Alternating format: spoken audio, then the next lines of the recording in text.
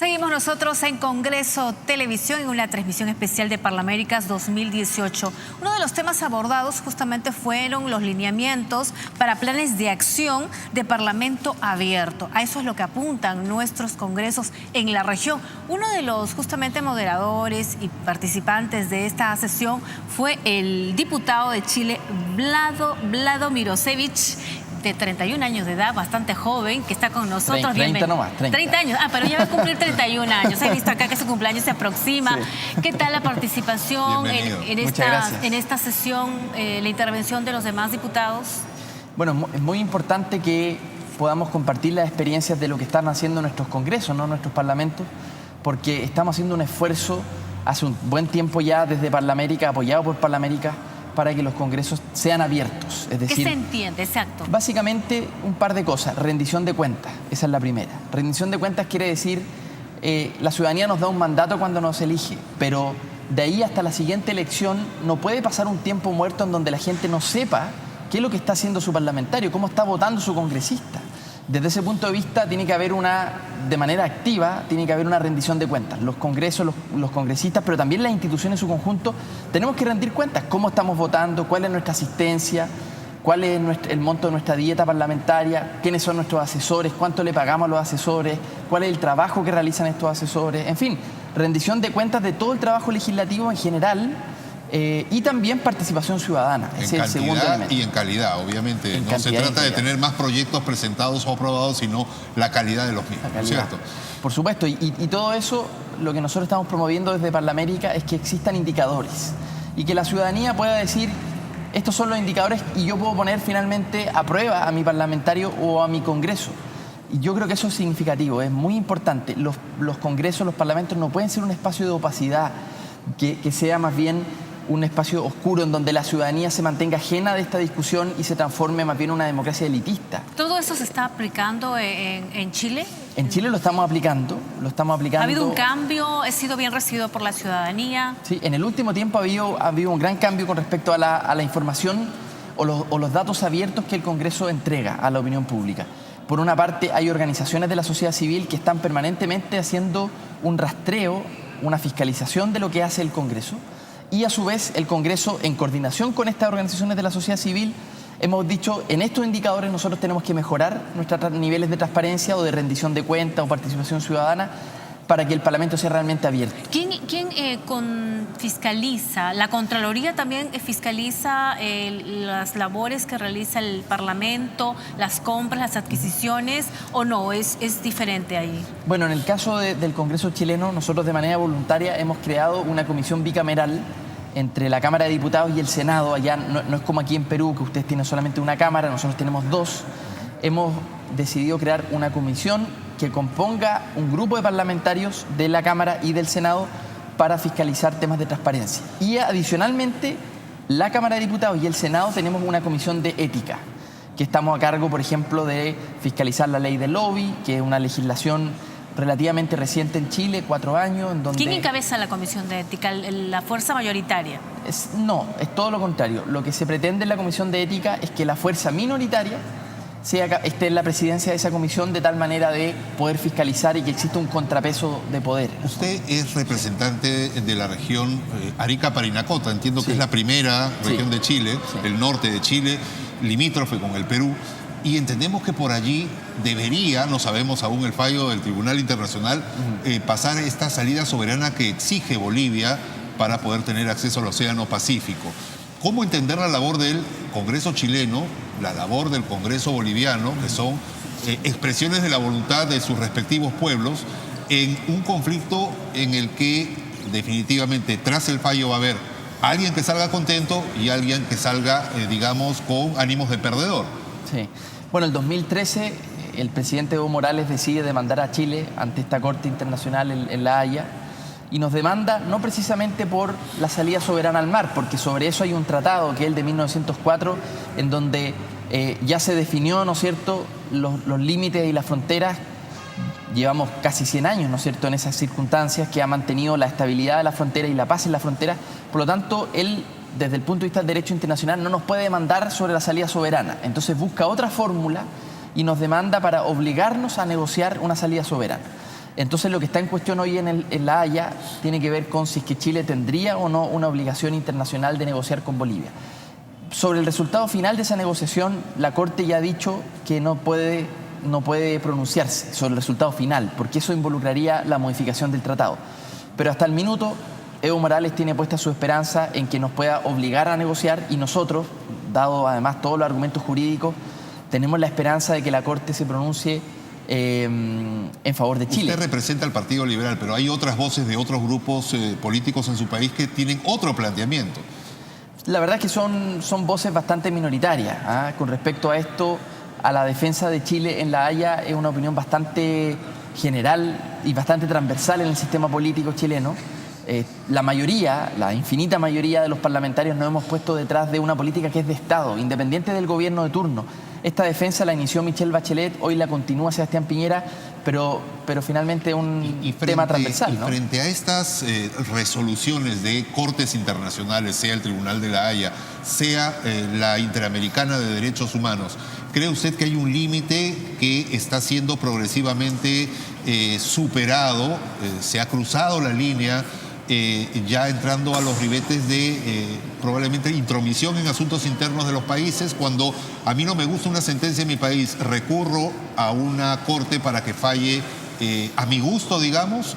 ¿Estamos llegando a ese extremo? O sea, creo que son dos instancias distintas. La Corte Interamericana de Derechos Humanos a mí me parece un avance civilizatorio, humanitario muy importante. Es decir, si en un determinado situación o en un estado no se respetan los derechos humanos, me parece súper legítimo que una persona pueda recurrir a una instancia interamericana para que se le exija a su Estado respetarle el derecho humano. Yo en eso estoy completamente de acuerdo, creo que han cumplido un tremendo rol, y lo que sucede es que la Corte Interamericana tiene una mirada mucho más avanzada de los derechos humanos que lo que tenemos en nuestros respectivos países. Por lo tanto, me gusta mucho que haya un organismo regional que finalmente obligue a los estados a respetar, por ejemplo, el derecho de las minorías, el derecho de los pueblos originarios, el derecho de las mujeres.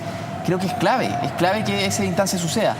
Lo de la Corte Internacional de Justicia en La Haya tiene otro propósito, ¿no es cierto?, que es mantener la paz y que los conflictos sean resueltos pacíficamente. Ese es litigio entre países. Entre países, entre estados. Creo que eso también tiene una mirada civilizatoria muy importante. Pero yo espero que la Corte no se extralimite en sus facultades y que falle en virtud del derecho internacional.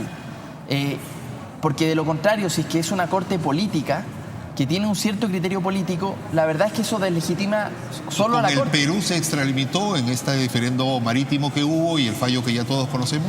Yo tengo la impresión de que con respecto al tema de Perú, después de leer el fallo, a mí me queda la sensación de que no hay explicaciones jurídicas muy contundentes para explicar desde la milla 80 en adelante un cambio, ¿no es cierto?, en lo que entendíamos por el límite marítimo.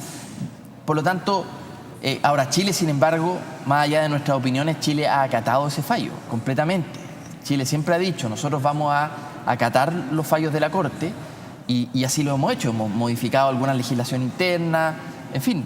Ningún gobierno, incluso ha habido un cambio de gobierno entre una cosa y otra, y la verdad es que como política de Estado hemos respetado el fallo. Y eso es muy, muy importante, porque no todos van a estar de acuerdo con un fallo. Ahora, usted es diputado, fundador del Partido Liberal de Chile, presidente de la Comisión de Relaciones Exteriores de la Cámara de Diputados.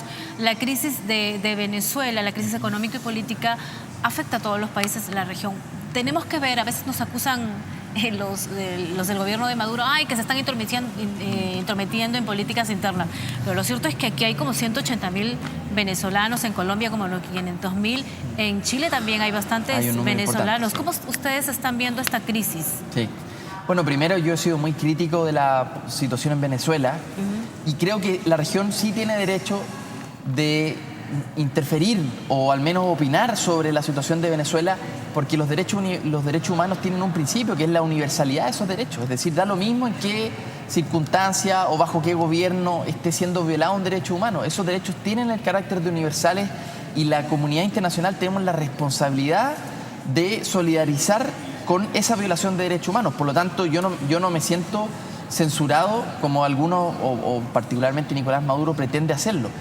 Y sobre el caso particularmente de la migración venezolana ahora en América Latina y en Chile, que ha crecido muchísimo en el último tiempo, Este gobierno de Sebastián Piñera, del cual por lo demás yo soy oposición, yo no estoy en el gobierno, ha hecho un anuncio que yo celebro. Y el anuncio es una visa especial que se llama de responsabilidad democrática para que un número importante de venezolanos puedan llegar a Chile y puedan obtener trabajo en Chile. ¿Y está preparado Chile para poder, digamos, no solamente satisfacer la demanda interna laboral, sino que además venga una fuerza laboral venezolana que pueda, digamos, poner en aprietos a los desempleados en Chile? Bueno, es una larga discusión, pero lo cierto es que todos los estudios de académicos en Chile han concluido de que la migración no tiene relación con la disminución o aumento del desempleo. En ningún caso se ha visto una variación en los términos... Pero quizás sí con el subempleo. De repente los venezolanos están en una situación tan crítica que aceptan cualquier tipo de régimen laboral. Y esa es la razón por la cual Chile tiene que establecer una visa especial, porque de esa manera regularizamos, que la migración se regularice, le hace bien al migrante y le hace bien al país. Porque los migrantes, por una parte, pueden defender sus derechos laborales, por ejemplo, y el país también puede recibir el pago de impuestos, la cotización en los sistemas de salud, de previsión social, en fin. Es muy importante que aquellos que están prácticamente arrancando un régimen que ha tenido un giro hacia más bien un régimen autoritario, es muy importante que se reciba con regularidad en nuestros determinados países. Y Chile al menos ha tenido esta discusión y hemos dicho, nos preocupa la situación, queremos ser un buen vecino, nos preocupa la defensa de los derechos humanos, sea donde sea, del gobierno que sea, nos da lo mismo. Y por lo tanto vamos a recibir un número determinado. Por supuesto, el gobierno todavía no fija exactamente cuál va a ser ese número que podrían obtener esta visa, pero yo quiero recordar, durante la dictadura de Pinochet, que fue una dictadura terrible, la verdad es que Venezuela fue un pueblo que recibió a muchas familias chilenas y nosotros nos sentimos con responsabilidad.